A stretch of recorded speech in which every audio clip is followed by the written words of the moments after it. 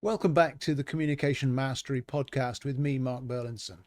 In this season in 2026, we're going to spend some time looking back and replaying some of the episodes that some of you have asked about in your comments. And in between those, I'm going to be back with little snippets each week of helpful information that you can put into practice in your business, in your life, to help you grow your communication mastery. And this week, I want to talk about the 3 hidden reasons your team keeps misunderstanding each other and how to fix that. Because it's so important our teams work together and we minimize those misunderstandings, isn't it?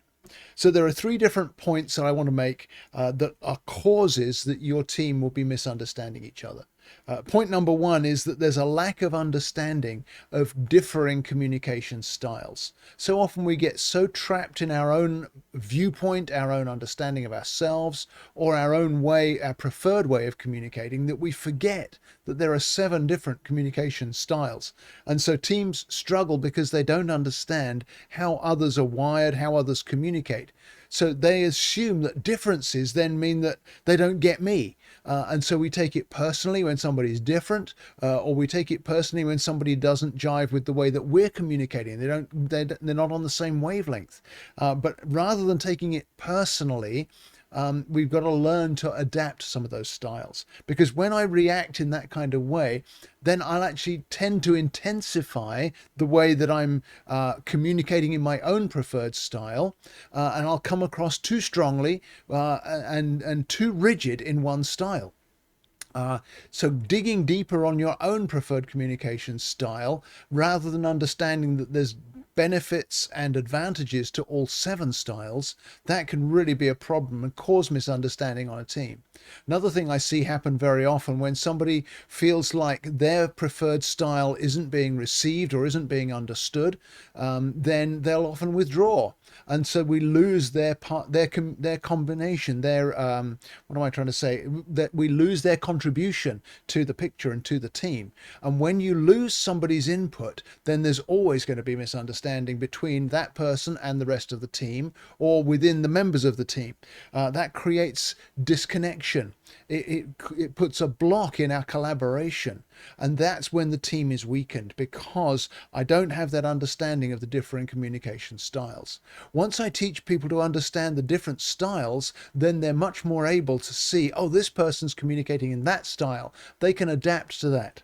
So a lack of self-awareness would be the second point, because in order to understand other people, I need to first of all understand where I'm coming from. If individuals on your team lack an awareness of their own communication patterns, their own styles, their own preferences, their emotional triggers, their impact on others, all of those things can shift the emotional tone of your team. That can bring a blockage or a hindrance to conversations, because people don't understand how they're coming across to other people and how that differs from how others might want to receive them. One of the things I often find myself doing is training those who have to communicate with teams or with larger meetings, how to make sure you address everybody in a style they can connect with and can relate to. Because otherwise you're creating feelings of rejection or defensiveness in the very people you're trying to make a connection with. So that lack of self-awareness is so important to address. For each person on your team, don't disregard the quieter ones. Once they gain self-awareness, they'll be able to make their contribution more effectively. And then the more prominent, louder voices on the team or around the table, to give them self-awareness as well, that you come across stronger than most people. And if you're not aware of that, then you're going to overcompensate for any differences. And that's going to cause a hindrance to our collaboration. And then the third point is that inability, I've mentioned it already, but that inability to adapt to others who are different. Once we can help people learn to adapt, that prevents them defaulting to their primary communication style. Because If a person believes that their preferred style, their primary style, is the only style they have, they're always going to run into difficulty because they're missing all 6 of the others. It's going to create distress for them and for the people they're trying to relate to and work together with on the team. It intensifies conflict because they just get zeroed in on one style. Even though it's causing a problem, they just push harder at that. It's a little bit like when we're on vacation in a foreign country and the people don't understand you. The temptation is just to talk louder and talk harder in your own language. And we all know that doesn't work. You have to adapt to what to the setting you're in order to be understood. So it shuts down effective teamwork when that happens. That inability to adapt to differing styles is one of the biggest challenges to teams being effective, teams being collaborative, teams having success in achieving their goals. We miss our adaptive potential when we exclude differing viewpoints, when we're not able to welcome the different strengths that people bring to the table.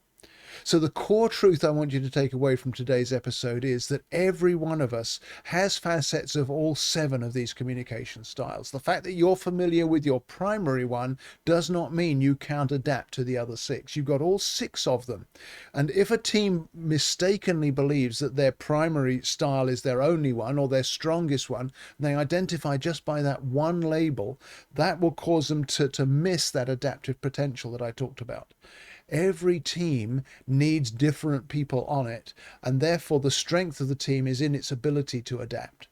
So here's the path to solving some of these issues. This is the how to fix it for those 3 hidden reasons that your team keep misunderstanding each other. First of all, you need to develop self-awareness of your own communication profile. I can help you with that, of course. Secondly, you need to grow your understanding of all 7 communication styles. This is the one that so often teams miss.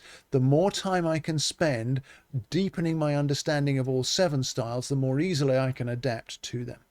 And then as we practice adaptation, this would be the 3rd step, practice adaptation and strengthen weaker styles in my own profile, or particularly focus on the styles in my profile that tend to react to other styles, to change that behavior into an adaptive behavior.